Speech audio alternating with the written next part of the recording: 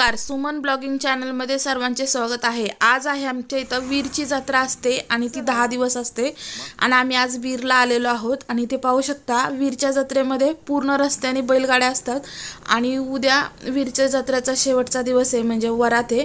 तर आम्ही आदल्या दिवशी आज आलेलो आहोत इथं आणि खूप सारी गर्दी असती पण सकाळी लवकर आलोय। आता 8 वाजलेले आहेत आणि 8 वाजता आम्ही इथं वीरामध्ये पोहोचलोय, त्यामुळे गर्दी थोडी कमी आहे। दिवसाचे तर पूर्ण रस्ते वगैरे ब्लॉक होतात आणि इथे बैल पाहू शकता, हे बैलांचे किती छावण्या टाकलेल्या आहेत।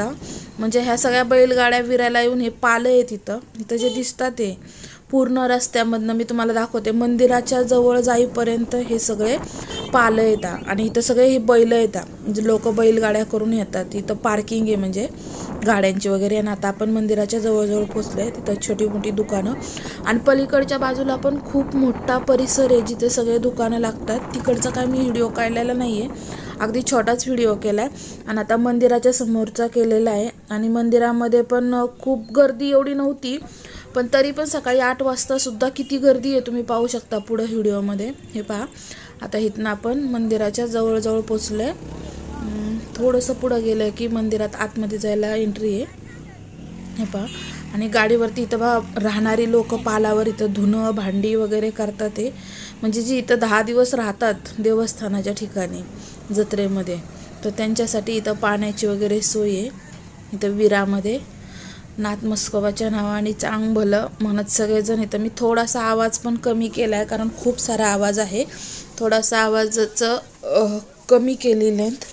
हे पहा, आता इथून जो रस्ता दिसतोय आपल्याला खाली जाण्याचा, इथनं आतमध्ये विरात आतमध्ये देवाला जाणारे लोक इथून पायी, इथं गाड्या सोडत नाही। आता गाड्या खूप 1 किलोमीटर 2 किलोमीटर बाहेरच लावतात। हे पाहू शकता, इथनं हा रस्ता आहे आतमध्ये खाली जाण्याचा, पण आता आपण गाडी लावायला पुढं चाललोय त्यामुळं।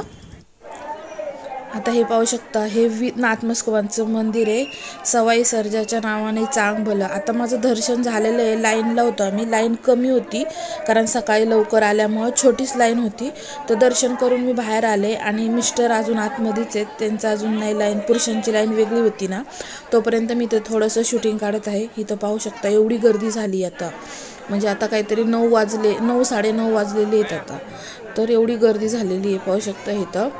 आणि मी इथं पुढे येऊन थोडंसं व्हिडिओ शूट करते आणि एवढा गुलाल असतो ना खाली, यंदा पाऊस नाही आहे त्यामुळे हे पाहू शकता। जर पाऊस असतो ना अख्खे पाय आपले वरपर्यंत लाल होतात। हा गुलालाचा किती 1 इंच एवढा थर लागलेला आहे पूर्ण मंदिराच्या गोल प्रांगणामध्ये आणि ह्याने सगळे पाय लाल होतात, पण पाणी नसल्यामुळं। आणि हे बाहेरचा परिसर, इथून आपण बाहेर निघतो, हे पाहू शकता, म्हणजे यायचं गेट वेगळं आणि जायचं गर्दी असल्यामुळे तसं। आणि इथं ह्या पंक्ती ज्या पडल्यात, कुणी इथं जेवू शकतं, तुम्ही आम्ही कोणी पण। आणि आपल्याला जे गोपाळ घालायचे असतात ना, तर ते आपला गोपाळाचा प्रसाद सगळा ह्या पंक्तीला वाढून द्यायचा, म्हणजे आपले गोपाळ पण घालून होतात आणि सगळंच व्यवस्थित होतं।